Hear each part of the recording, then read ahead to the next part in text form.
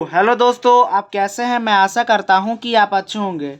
तो इस वीडियो में मैं आपको समझाने वाला हूं कि प्रकाश के परावर्तन के नियम क्या होते हैं। ठीक है फ्रेंड्स, और यह जो प्रश्न है यह काफ़ी ज़्यादा महत्वपूर्ण है कक्षा 10वीं के लिए। ठीक है फ्रेंड्स, क्योंकि यह जो प्रश्न होता है हर बार लगभग बोर्ड के एग्जाम में 2 नंबर का प्रश्न आता ही आता है। तो चलिए आइए दोस्तों, आपका जो प्रश्न रहेगा वह किस प्रकार रहेगा। देखिए, आपका प्रश्न रहेगा कि प्रकाश के परावर्तन के नियमों को लिखें। ठीक है, तो जो प्रकाश का परावर्तन का नियम होता है वह 2 नियम होता है। ठीक है फ्रेंड्स, तो आपको याद रखना है कि प्रकाश के परावर्तन का नियम कितना होता है, 2 नियम होता है। तो आप उत्तर लिखेंगे और मैं आपको समझाता हूं कि कौन सा 2 नियम होता है। तो सबसे पहले आपको लिखना है कि प्रकाश के परावर्तन के 2 नियम निम्न है। अभी मैं यहाँ पे बताऊंगा कि वह 2 नियम कौन कौन से हैं। ठीक है फ्रेंड्स, तो आप यहाँ पे समझिए कि वो 2 नियम कौन कौन सा है, फिर मैं आपको प्रैक्टिकल से भी समझाऊंगा। तो देखिए, पहला जो हमारा नियम है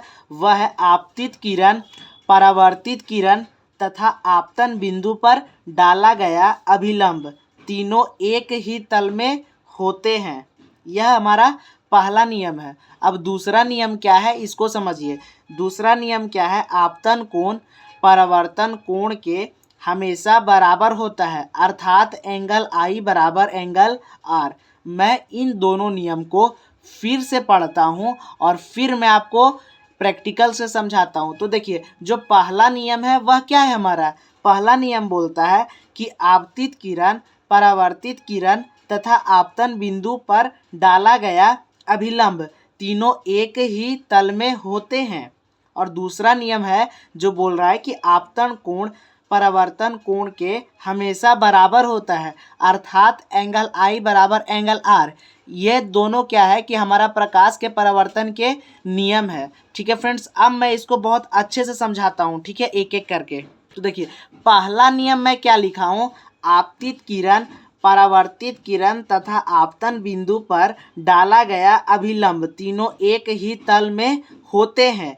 इस प्रश्न को मैं समझाता हूं। तो सबसे पहले आपको एक चित्र बनाना पड़ेगा जिसमें प्रकाश का परावर्तन होता है। ठीक है, अब मैं यहाँ पे देखिए कि मैं यहाँ पे प्रकाश का परावर्तन को बना के और आपको समझाता हूँ कि जो पहला नियम है वह क्या है। यहाँ पे देखिए, वैसा सतह लेना है जिससे प्रकाश का क्या हो, परावर्तन। तो यहाँ पे मैं एक समतल दर्पण लिया हूँ और देखिए, अब यहाँ पे प्रकाश देखिए, इस साइड से मैंने क्या किया हूँ कि प्रकाश डाला हूँ और यहाँ से फिर परावर्तन होकर प्रकाश इसी दिशा में लौट गया। तो यहाँ पे प्रकाश का परावर्तन हो रहा है।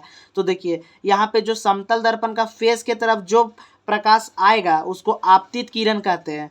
यानी जो प्रकाश समतल दर्पण की ओर आएगा तो उसको हम लोग क्या बोलेंगे, आपतित किरण, यानी कि आपतित किरण। और यहाँ से टकरा कर फिर वापस उसी दिशा में लौटता है, टकराने के बाद, परावर्तन होने के बाद उसे हम लोग कहते हैं परावर्तित किरण।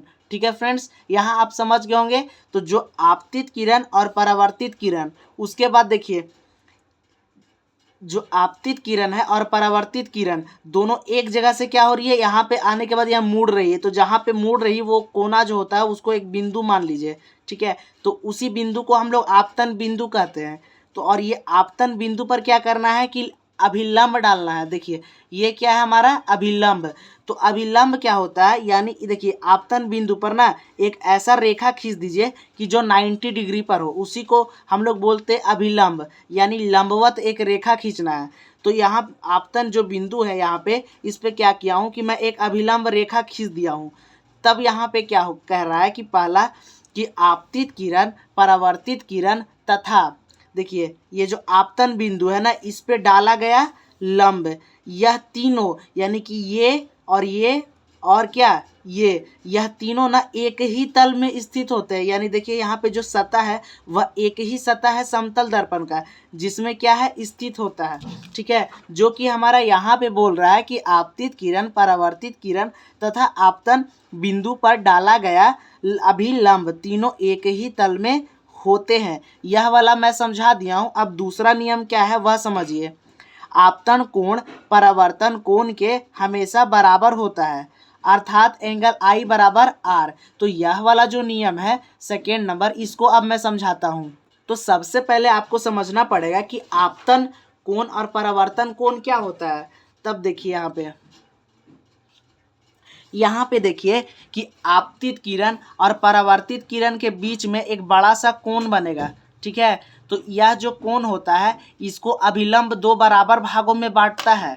ठीक है फ्रेंड्स, यानी देखिए अभिलंब जो करता है कि जो पूरा कोण होता है ना इसको दो बराबर भागों में बांटता है। अब कौन दो दो बराबर भाग होता है उसको मैं बताता हूँ। देखिए आपतित किरण और अभिलंब के बीच एक कोण बनता है, जैसे कि मैं यहाँ पे आपको दिखा रहा हूँ कि आपतित किरण और अभिलंब की ओर कोण बनता है ना, इसी कोण को हम लोग आपतन कोण कहते हैं।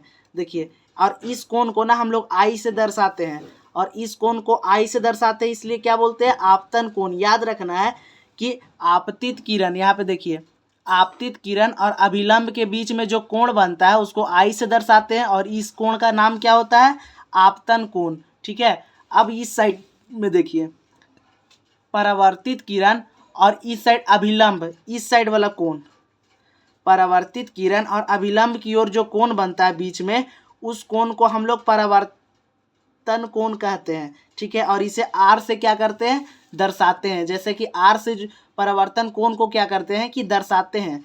ठीक है, अब यहाँ पे आपको समझना है कि देखिए जो आपतन कोण होता है ना, यह आपतन कोण और ये परावर्तन कोण, यह हमेशा क्या होता है कि बराबर होता है। सदैव क्या होगा फ्रेंड्स, बराबर होगा। यानी कि जब हम लोग मान लेते हैं कि अगर ये वाला एंगल हमारा 60 डिग्री होगा, यानी जो आपतन कोण है आई से जिसको दर्शाते हैं, यदि यह 60 डिग्री होगा तो आर भी क्या कितना होगा फ्रेंड्स, 60 डिग्री, हमेशा बराबर होगा। यदि आई 70 डिग्री होगा तो आर भी कितना होगा, 70 डिग्री। यदि आई कितना हो 80 डिग्री तो आर भी क्या हो जाएगा, 80 डिग्री। तो यही बोलता है कि आपतन कोण और परावर्तन कोण हमेशा क्या होता है कि बराबर होता है, जो कि मैं यहाँ पे लिखा हूँ। ठीक है फ्रेंड्स, यहाँ पे देखिए आपतन कोण परावर्तन कोण के हमेशा बराबर होता है, अर्थात एंगल आई बराबर एंगल आर।